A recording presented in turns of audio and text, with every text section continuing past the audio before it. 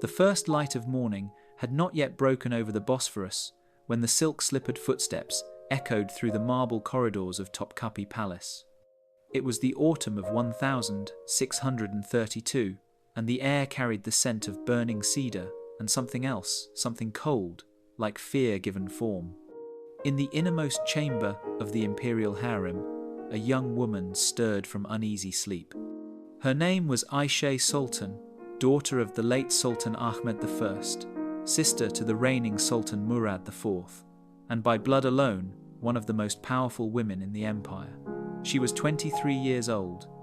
Beautiful, they said, learned in Persian poetry and Arabic scripture, admired by the court, desired by viziers, and loved foolishly, dangerously by a governor named Hafiz Ahmed Pasha, a man whose ambition burned brighter than his loyalty. But in the world Ayşe inhabited, love was not a blessing, it was a weapon. The door opened without a knock. 2 eunuchs entered, their faces carved from stone, their eyes averted. Behind them came Gulbahar Hatun, the chief mistress of the harem, a woman whose silence was more terrifying than any scream. "Princess," she said, her voice soft as silk and sharp as a blade, "the Sultan commands your presence in the Garden of Tranquility." Ayşe's heart clenched. The Garden of Tranquility was not a place of peace. It was a euphemism, one whispered about in the shadowed corners of the harem, in the language of women who had learned to speak in coded fears. No princess summoned there had ever returned unchanged. Some had not returned at all. For what purpose? Ayşe asked, though her throat was dry. Gulbahar's expression did not shift. "To discuss your future, princess, your marriage." Marriage. The word should have brought relief. For years, Ayşe had waited for permission to marry Hafiz Ahmed, the man who had courted her through letters smuggled past palace guards, through poetry whispered by intermediaries. The man who had promised her a life beyond these golden walls. But the eunuchs' faces told a different story, and Gulbahar's eyes, cold, empty, told her everything. "Dress yourself," Gulbahar said. "Wear white." White. The colour of brides, the colour of mourning, the colour of shrouds. As the door closed behind them, Ayşe stood alone in the dim chamber. Her hands trembled as she reached for the silk garment laid out on her bed, white as snow, embroidered with silver thread, beautiful and suffocating. Through the latticed window, she could see the Bosphorus shimmering in the dawn light. Ships drifted lazily across the water. Fishermen cast their nets. Life continued, indifferent to the death that moved through the palace like a ghost. To understand why Ayşe Sultan walked toward her fate that morning, one must first understand the empire that had raised her a dynasty, built not on love, but on blood. The Ottoman Empire stretched across 3 continents, its armies thundering from Vienna to the burning sands of Yemen. Its banners cast shadows over Europe, Asia, and Africa.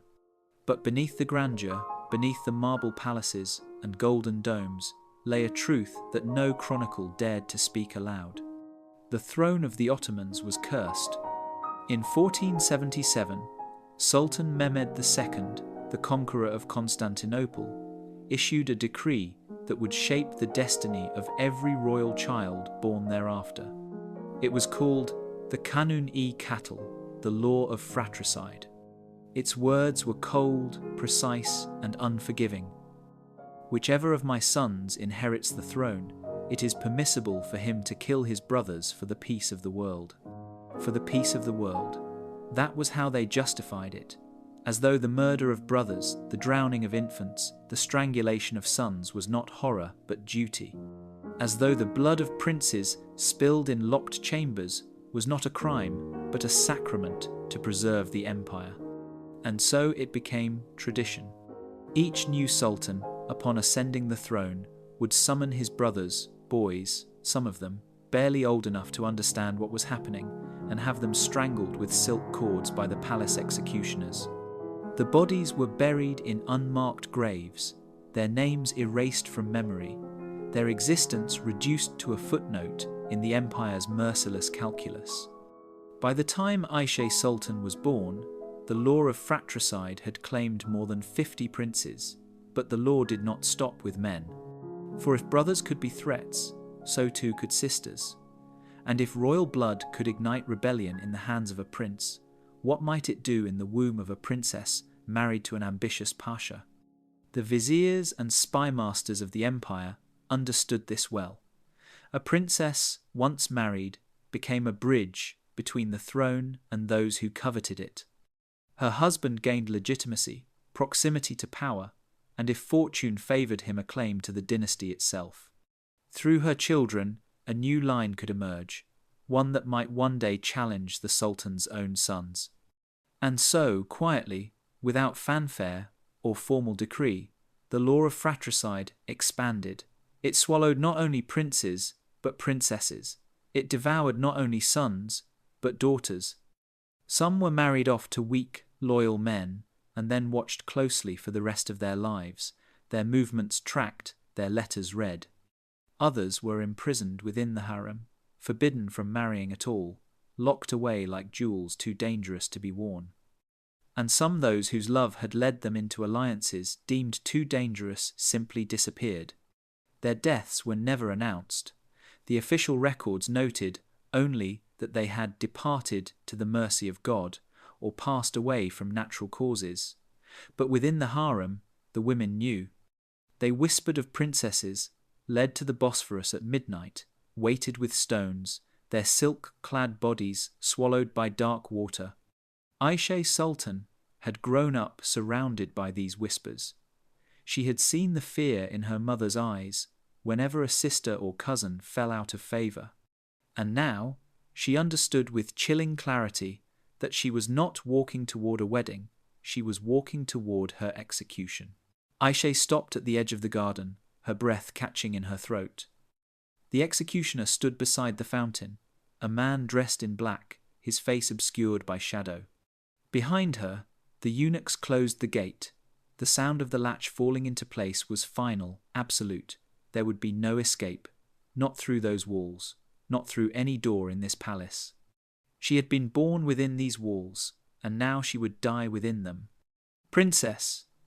Gulbahar Hatun's voice was almost gentle. "You must understand, this is not cruelty, this is mercy." Ayşe turned to her, disbelief and fury warring in her chest. "Mercy?" Her voice cracked. "You call this mercy? Your marriage to Hafiz Ahmed Pasha has been deemed unsuitable." Gulbahar's expression remained calm, as though discussing the weather. "The Sultan has granted you an honourable end. You will not be shamed. You will not be paraded before the court. Your name will remain untarnished. Your death will be recorded as a fever, a sickness of the heart. The empire will mourn you." "The empire will lie about me," Ayşe said, her voice trembling, "as it has lied about all the others." For the first time, something flickered in Gulbahar's eyes, pain, perhaps, or recognition. But it vanished as quickly as it had appeared. "You are not the first, princess, and you will not be the last. This is the price of being born royal." Ayşe felt her knees weaken. She thought of the stories she had heard as a child. Princesses who had vanished in the night, whose rooms were emptied before dawn, whose names were spoken only in whispers. She had always believed those stories were exaggerations, myths told to frighten disobedient daughters. Now she knew they were true. "And if I refuse?" she asked, though she already knew the answer. Gulbahar's expression hardened. "Then it will not be silk, it will be steel, and it will not be quick." The executioner stirred, a slight movement that sent a chill down Ayşe's spine. She looked past him, toward the fountain. The water trickled softly, indifferent to her terror. Beyond the garden walls, she could hear the faint sounds of the palace, waking servants, preparing breakfast, guards changing shifts, musicians tuning their instruments. Life continued, the empire continued, and she was about to be erased from it. "May I?" her voice faltered. "May I have a moment to pray?" Gulbahar hesitated, then nodded. "You have until the call to prayer ends." From the distant minaret, The muezzin's voice rose into the morning air, calling the faithful to worship. Aisha closed her eyes and sank to her knees on the soft grass. She pressed her forehead to the ground, her hands trembling as she whispered the words she had been taught since childhood. But the prayers felt hollow. How could she pray to a God who had allowed her to be born into this cage? How could she seek mercy from a heaven that had watched, silent, as her brothers were strangled, as her sisters were drowned, as the women of her family were crushed beneath the weight of a throne they would never sit upon? She thought of Hafiz Ahmed. Did he know? Had he been warned? Or would he receive news of her death in a carefully worded letter, informing him that his bride had succumbed to illness, that the empire mourned her passing, that he should seek another match? Perhaps he would even believe it. The call to prayer ended. The garden fell silent once more. Gulbahar's voice was soft, almost apologetic. "It is time, princess." Aisha rose slowly, her legs unsteady. She turned to face the executioner. He stepped forward, the silk cord now held loosely in his hands. Up close, she could see his face not monstrous, not cruel, but worn and tired, the face of a man who had done this too many times before. "Forgive me, princess," he whispered. She almost laughed. Forgiveness. As though this were a simple mistake, a minor transgression, as though her life were not about to be snuffed out like a candle. But then she saw something in his eyes, genuine sorrow, buried beneath years of duty. He was not a monster. He was a man trapped in the same machine that was about to kill her. "I forgive you," she said quietly, and meant it. He bowed his head, just slightly. Then he raised the silk cord. While Aisha Sultan breathed her last in the garden of tranquility, her brother sat in the hall of the divan, surrounded by viziers and advisers. Sultan Murad IV did not think of his sister in that moment. He had already erased her from his mind. He had already erased her from his mind, as he had erased his brothers, as he would erase anyone who threatened the stability of his rule. To him, Aisha's death was not murder, it was pruning. The empire was a garden, and he was its gardener, cutting away the branches that grew too wild, too dangerous. A princess in love with an ambitious pasha was a branch that could strangle the tree itself. Murad had learned this lesson early. He had been only 11 years old when he ascended the throne, a boy king surrounded by wolves. His mother, Kosum Sultan, had ruled in his name, manipulating the court with a skill that would have made ancient tyrants jealous. She had taught him that sentiment was weakness, that love was a luxury reserved for fools, and that the throne demanded blood. And so he had given it blood, oceans of it. His brothers had been the first to die. Bayezid, Suleiman, Qasim, names he no longer allowed himself to remember. He had been 14 when he ordered their executions, standing in the throne room as the palace executioners carried out his command. He had not watched. He had not needed to. Their silence afterward had been confirmation enough. Then came the rebellious janissaries, hung from the palace gates by the hundreds. Then the viziers who had displeased him, the governors who had failed him, the concubines who had bored him. And now, his sister.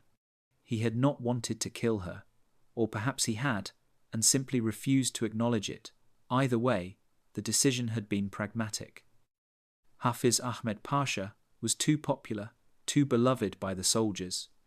A marriage between him and Aisha would have created a power block Murad could not control, and what he could not control, he destroyed. It was simpler this way. "Your Majesty." The Grand Vizier, Recep Pasha, bowed low. "The petition from the governor of Egypt has been reviewed. He requests additional funds for—" "Denied," Murad said, his voice flat. "But, Your Majesty, I said denied." Murad's gaze flicked toward the vizier, cold as winter. "Is there a word in that sentence you fail to understand?" Recep Pasha paled and stepped back.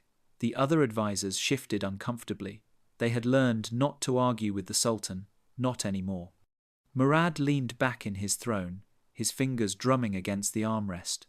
He felt no guilt, no remorse, only a faint irritation, like the itch of a healing wound. Aisha had been a complication, and now she was not. The empire would continue. The throne would remain secure. And in a few days, when the official announcement was made, the court would mourn her with all the appropriate rituals. Prayers would be said, tears would be shed, and life would go on, as it always did, as it always must. Murad did not know, or perhaps did not care, that in the depths of the harem, his mother wept. Kozum Sultan sat alone in her chambers, her face buried in her hands. She had orchestrated the deaths of princes, manipulated sultans, and crushed rebellions with nothing more than whispered words. But Aisha had been different. Aisha had been her daughter, and now she was gone. Kozum had tried to save her. She had pleaded with Murad, argued that Aisha could be married to someone else, someone weaker, someone loyal, but Murad had refused. He had looked at his mother with eyes that held no recognition, no love, only the cold calculation of a man who had learned to see people as pieces on a board. She made her choice, he had said, and now she pays for it. Kozum had wanted to scream at him, to strike him, to remind him that Aisha was his sister, his blood, but she had swallowed her rage, as she had swallowed so many things over the years, and nodded. Because she understood, she had created this monster. She had taught him that power mattered more than love, that survival required ruthlessness, that the throne was worth any price. And now her daughter was dead because of it. A knock at the door. Gulbahar Hatun entered, her face expressionless. "It is done, my lady."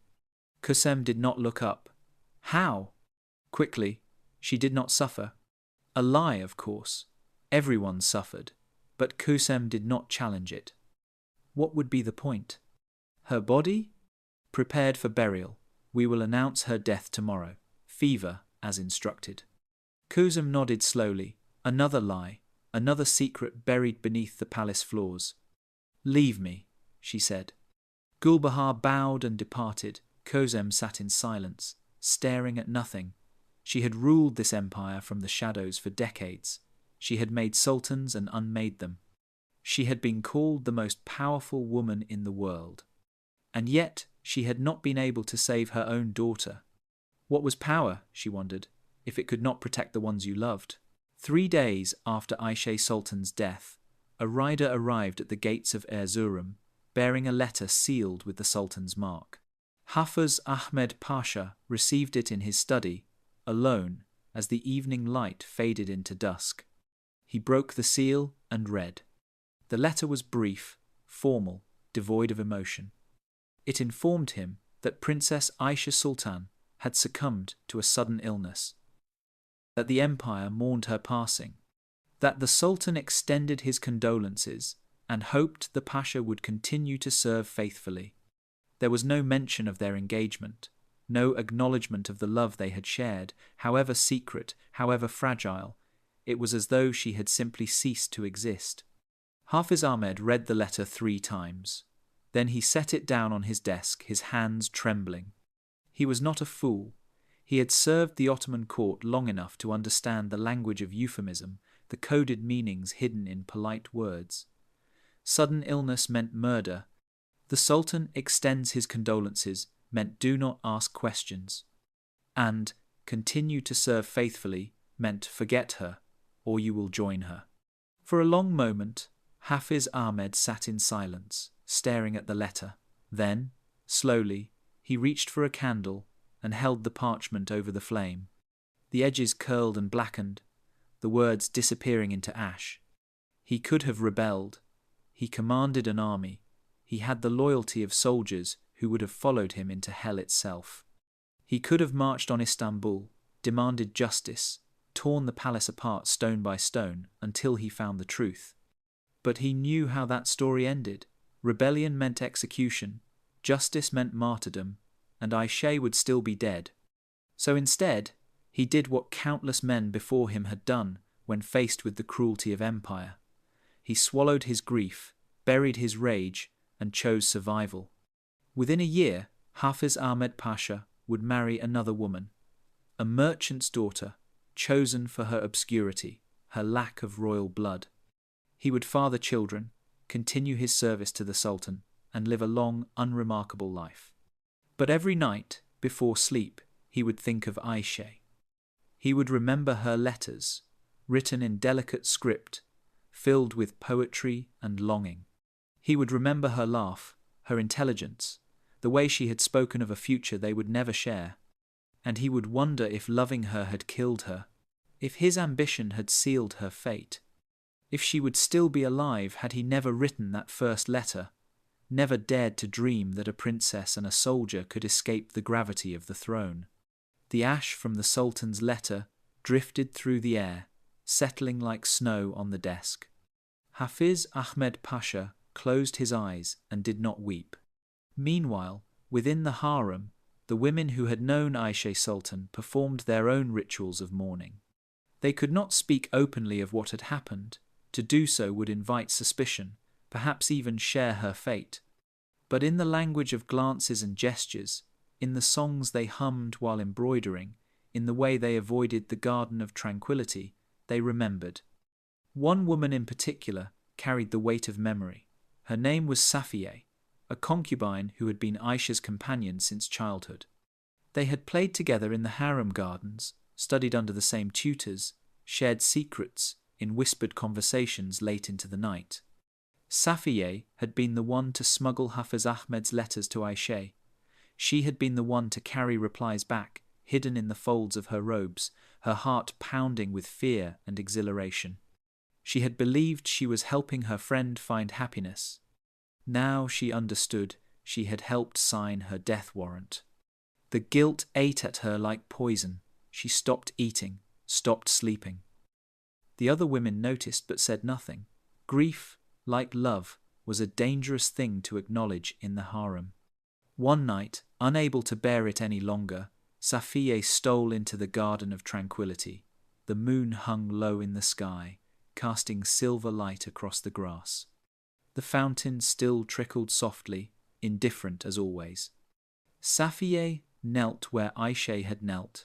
She pressed her forehead to the ground and whispered a prayer not to God, but to her friend. "Forgive me," she said. "I did not know. I did not understand." The garden offered no answer, only silence, only the wind rustling through the leaves. She stayed there until dawn, weeping for a girl who had dreamed of freedom and found only death. When she finally rose to leave, she noticed something she had not seen before. Carved into the stone base of the fountain, barely visible in the morning light, were 3 letters.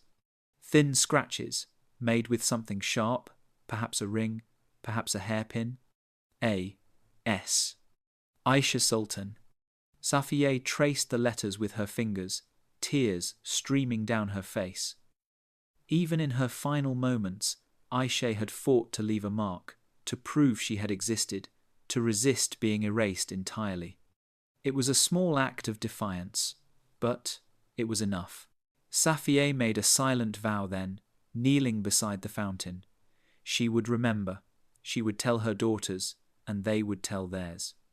The empire could lie in its official records, could bury Aisha's death beneath layers of false narratives, but the truth would survive in whispers, in stories passed from woman to woman in the hidden corners of the harem.